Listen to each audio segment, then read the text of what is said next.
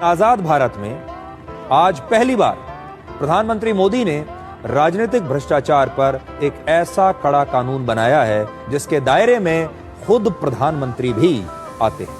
ये एक बहुत बड़ा कदम है और आज ये जो नए कानून के बारे में मैं आपको बताने वाला हूं, आप सबको ध्यान से इसे सुनना चाहिए। आज का दिन हमारे देश के लोकतंत्र के लिए बहुत बड़ा दिन है। नेताओं के भ्रष्टाचार और उनके अपराधों को रोकने के लिए आज लोकसभा में एक ऐतिहासिक बिल पेश किया गया। भारत के गृह मंत्री अमित शाह ने लोकसभा में 130वां संविधान संशोधन बिल पेश किया है, यही इसका नाम है। और इस बिल के मुताबिक यदि कोई मंत्री किसी भी मामले में आरोपी होकर 30 दिन तक जेल में रहता है तो उसे अपने पद से इस्तीफा देना ही पड़ेगा।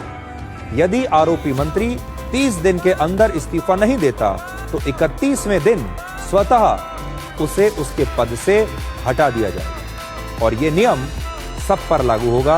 यह नियम प्रधानमंत्री पर लागू होगा, मुख्यमंत्रियों पर लागू होगा, केंद्रीय मंत्रियों पर लागू होगा और राज्य के मंत्रियों पर भी यह नियम लागू होगा। यह नियम केवल उन मामलों में लागू होगा जिनमें सजा 5 साल या उससे ज्यादा की हो और जेल से छूटने के बाद अगर आप निर्दोष पाए जाते हैं तो फिर से आप प्रधानमंत्री, मुख्यमंत्री या मंत्री बन सकते हैं।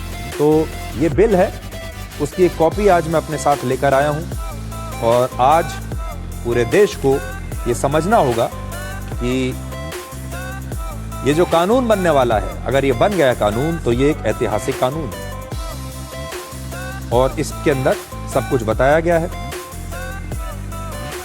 ऐसे मंत्री के हटाए जाने के लिए प्रधानमंत्री की सलाह राष्ट्रपति को 31वें दिन तक अगर नहीं दी जाती है तो वो उसके पश्चात आने वाले दिन से मंत्री नहीं रहेगा।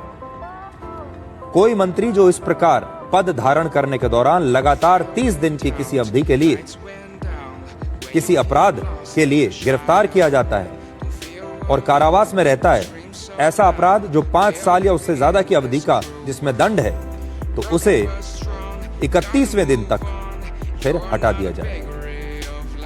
गृह मंत्री ने लोकसभा में इस बिल को संयुक्त समिति के पास भेजने की सिफारिश की और अब संसद की संयुक्त समिति इस बिल पर विचार करेगी।